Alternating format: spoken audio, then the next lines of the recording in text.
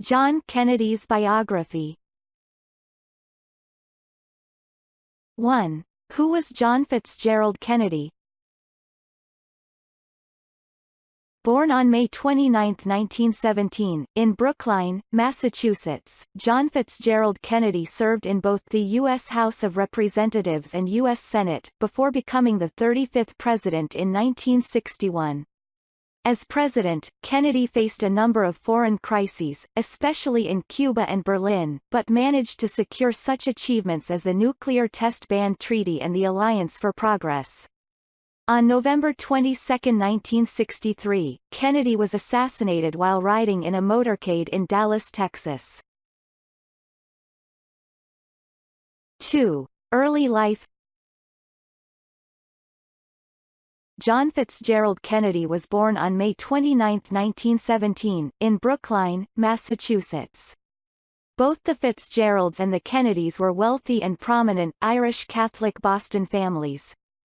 Kennedy's paternal grandfather, P.J. Kennedy, was a wealthy banker and liquor trader, and his maternal grandfather, John Fitzgerald, nicknamed Honey Fitz, was a skilled politician, who served as a congressman and as the mayor of Boston. Kennedy's mother, Rose Elizabeth Fitzgerald, was a Boston debutante, and his father, Joseph Kennedy Sr., was a successful banker, who made a fortune on the stock market after World War I.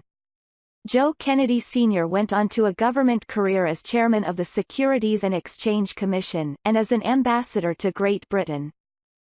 John Kennedy, nicknamed Jack, was the second oldest of a group of 9 extraordinary siblings. His brothers and sisters include Eunice Kennedy, the founder of the Special Olympics, Robert Kennedy, a U.S. Attorney General, and Ted Kennedy, one of the most powerful senators in American history. The Kennedy children remained close-knit and supportive of each other throughout their entire lives. Joseph and Rose Kennedy largely spurned the world of Boston socialites, into which they had been born to focus instead on their children's education. Joe Kennedy in particular obsessed over every detail of his kids' lives, a rarity for a father at that time. As a family friend noted, most fathers in those days simply weren't that interested in what their children did.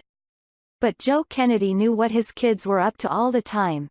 Joe Sr. had great expectations for his children, and he sought to instill in them a fierce competitive fire, and the belief that winning was everything. He entered his children in swimming and sailing competitions, and chided them for finishing in anything but first place.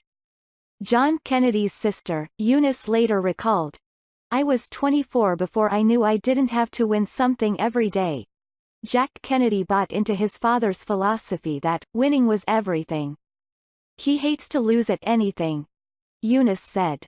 "That's the only thing Jack gets really emotional about, when he loses." Despite his father's constant reprimands, young Kennedy was a poor student and a mischievous boy.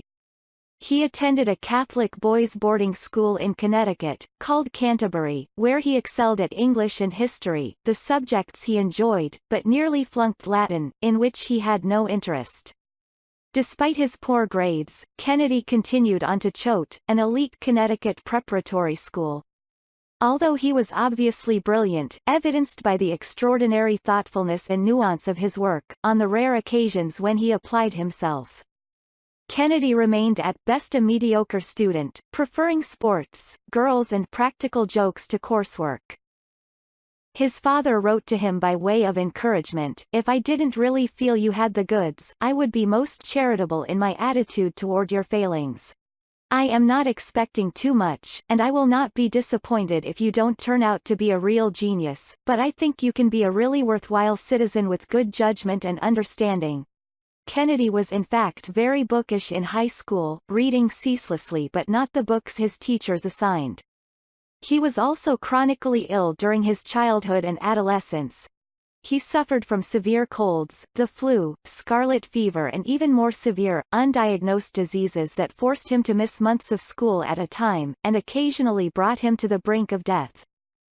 After graduating from Choate and spending one semester at Princeton, Kennedy transferred to Harvard University in 1936. There, he repeated his by then well-established academic pattern, excelling occasionally in the classes he enjoyed, but proving only an average student due to the omnipresent diversions of sports and women. Handsome, charming and blessed with a radiant smile, Kennedy was incredibly popular with his Harvard classmates. His friend Lem Billings recalled, "Jack was more fun than anyone I've ever known, and I think most people who knew him felt the same way about him." Kennedy was also an incorrigible womanizer. He wrote to Billings during his sophomore year, "I can now get tail as often and as free as I want, which is a step in the right direction." Nevertheless, as an upperclassman, Kennedy finally grew serious about his studies, and began to realize his potential. His father had been appointed ambassador to Great Britain, and on an extended visit in 1939, Kennedy decided to research and write a senior thesis on why Britain was so unprepared to fight Germany in World War II. An incisive analysis of Britain's failures to meet the Nazi challenge, the paper was so well received that upon Kennedy's graduation in 1940, it was published as book, Why England Slept, selling more than 80,000 copies. Kennedy's father sent him a cablegram in the aftermath of the book's publication. "2 things I always knew about you: 1 that you are smart, 2 that you are a swell guy, love Dad." Shortly after graduating from Harvard, Kennedy joined the U.S. Navy, and was assigned to command a patrol torpedo boat in the South Pacific. On August 2, 1943, his boat, PT-109, was rammed by a Japanese warship and split in two. 2 sailors died and Kennedy badly injured his back. Hauling another wounded sailor by the strap of his life vest, Kennedy led the survivors to a nearby island, where they were rescued 6 days later. The incident earned him the Navy and Marine Corps Medal for extremely heroic conduct, and a Purple Heart for the injuries he suffered. However, Kennedy's older brother, Joseph Kennedy Jr., who had also joined the Navy, was not so fortunate. A pilot, he died when his plane blew up in August 1944. Handsome, athletic, intelligent and ambitious, Joseph Kennedy Jr. had been pegged by his father as the one among his children, who would someday become President of the United States. In the aftermath of Joe Jr.'s death, John Kennedy took his family's hopes and aspirations for his older brother upon himself. Upon his discharge from the Navy, Kennedy worked briefly as reporter for Hearst newspapers. Then in 1946, at the age of 29, he decided to run for the U.S. House of Representatives, from a working-class district of Boston, a seat being vacated by Democrat James Michael Curley. Bolstered by his status as a war hero, his family connections and his father's money, Kennedy won the election handily. However, after the glory and excitement of publishing his first book, and serving in World War II, Kennedy found his work in Congress incredibly dull. Despite serving 3 terms, from 1946 to 1952, Kennedy remained frustrated by what he saw as stifling rules, and procedures that prevented a young, inexperienced representative from making an impact. "We were just worms in the House," he later recalled. "Nobody paid attention to us nationally." 3. Congressman and senator. In 1952, seeking greater influence and a larger platform, Kennedy challenged Republican incumbent Henry Cabot Lodge, for his seat in the U.S. Senate. Once again backed by his father's vast financial resources, Kennedy hired his younger brother Robert as his campaign manager.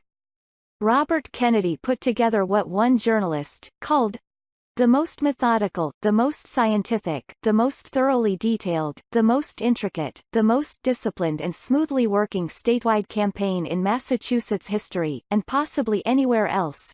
In an election year, in which Republicans gained control of both houses of Congress, Kennedy nevertheless won a narrow victory, giving him considerable clout within the Democratic Party. According to one of his aides, the decisive factor in Kennedy's victory was his personality. He was the new kind of political figure that people were looking for that year, dignified and gentlemanly and well-educated and intelligent, without the air of superior condescension.